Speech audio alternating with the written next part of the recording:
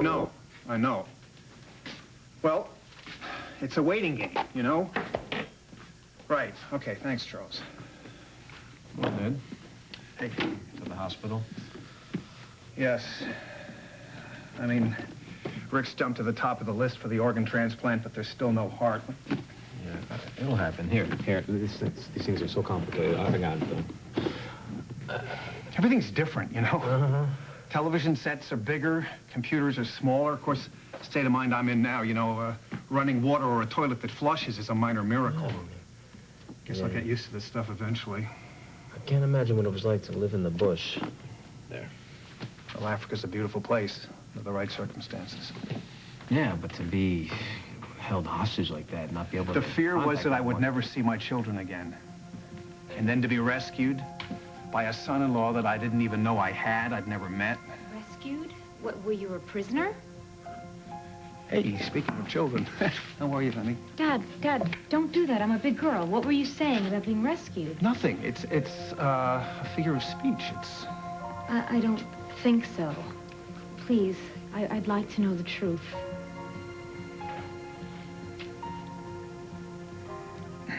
She's gonna get this out of you eventually, isn't she? Oh, yes, she's very good at it. Why do you know and I don't know? Because I asked him not to tell anyone. I mean, I just thought that with Rick sick, it wasn't the right time. I wasn't trying to keep you in the dark, sweetie. I was just... Just trying to protect me? Is that so wrong? No. But I need to know everything. Now, Ross said that he thought something was wrong with you. Was that when you were sick? Yes, that's right. That's right. Okay, look, when Ross called me, when you were on trial, I was sick with malaria. I was out of my mind with fever. I didn't know one day from the next. But something that he said must have penetrated because I kept hearing your voice. My voice? But it sounded like when you were a little girl. I mean, it's like you were calling me over and over again. And so when the fever broke, when I got a little strength back, when I could actually stand up, all I could think about was getting to an airport so I could get home to you. And if I hadn't been so stubborn, it might actually have worked. What do you mean? This is the part of Africa that I was in. It's not a safe place. If you're going to travel, you have to go in a group. But I was so desperate to get there, to get out, that I tried to do it on my own. And that was a mistake. Because kidnapping and violence, it's a way of life there. Well, you were kidnapped? Well, why would they take you? What did they want from you? They wanted the one thing that I had to offer.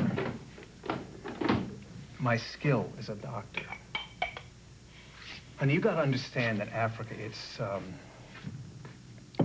a different place. I mean, old people, little babies, they're dying everywhere. Food is scarce, water is just non-existent certain times of the year, disease. These people needed me. So they held you hostage. I was never mistreated physically, but I was never free to leave. And so you accept that, and there's all this work to do, and I tried to do it the best I could.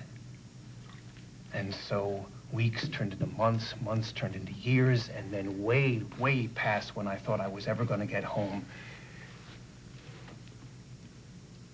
These people showed up, and they were looking for me. Danny's people. Money changed hands, more money than they had ever seen. I was escorted to the airport where I met your husband. We got on a plane.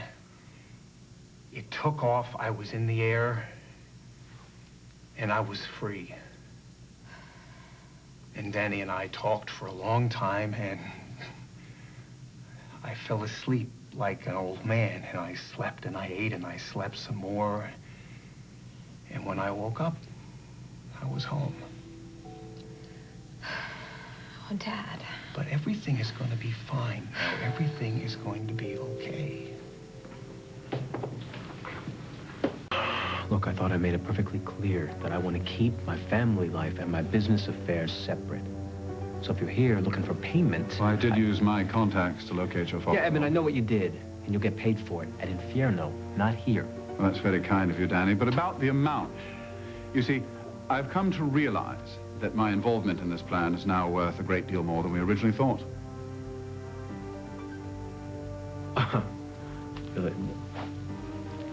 So what the hell are you talking about? Well, what it means is that I've been doing some checking, Danny. And apparently, the funds I used from you were not drawn from your family's accounts. They were obtained illegally from Olivia Spencer. And if that were to get out, you would not be the only one in trouble here. So what, Edmund? You worried about your reputation? Among other things. I'm here to discuss an adjustment to my fee. Well, forget about it, buddy. You're not going to get an extra penny out of me. Well, I would hate to tell this to your family, Danny. I mean, I'm sure the good doctor and your lovely wife would be crushed to find out about your financial arrangements.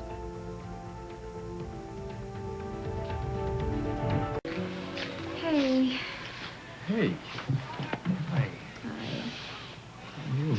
Oh. Oh, God, I've been needing this hug all night long. Where's Robbie? He's with the sitter. Honey, you look so tired. I had no time to sleep. The ER was just completely swamped. My dad even came with me, but even with all the volunteers, the staff was just completely overwhelmed with all the patients. So many accidents. Come on, sit.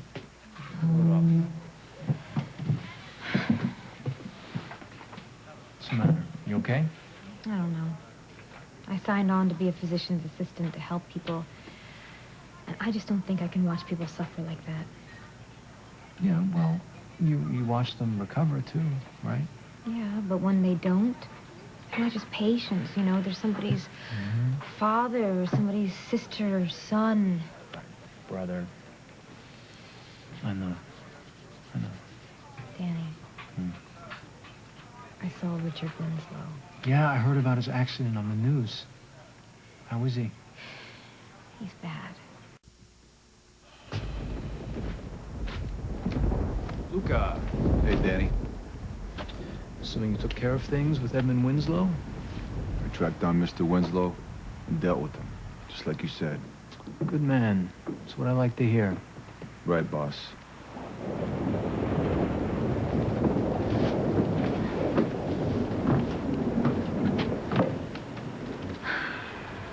Danny, that was, I know who that was, Mother. did I hear right?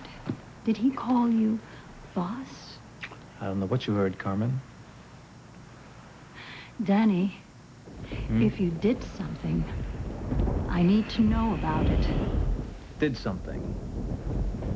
You mean like to Edmund? Thought you didn't care about him anymore. I never said that. Of course, I'm not in love with the fool, but I hope you didn't But you hurt certainly it. talk about him enough.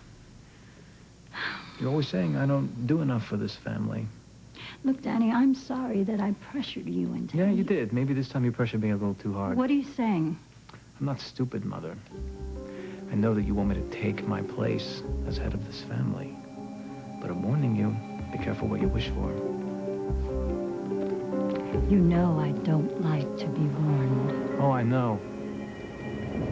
And I also know that if I were to take over this family, I'm sure you wouldn't be too happy with how I ran things. I think Edmund isn't too happy about it right now. So long.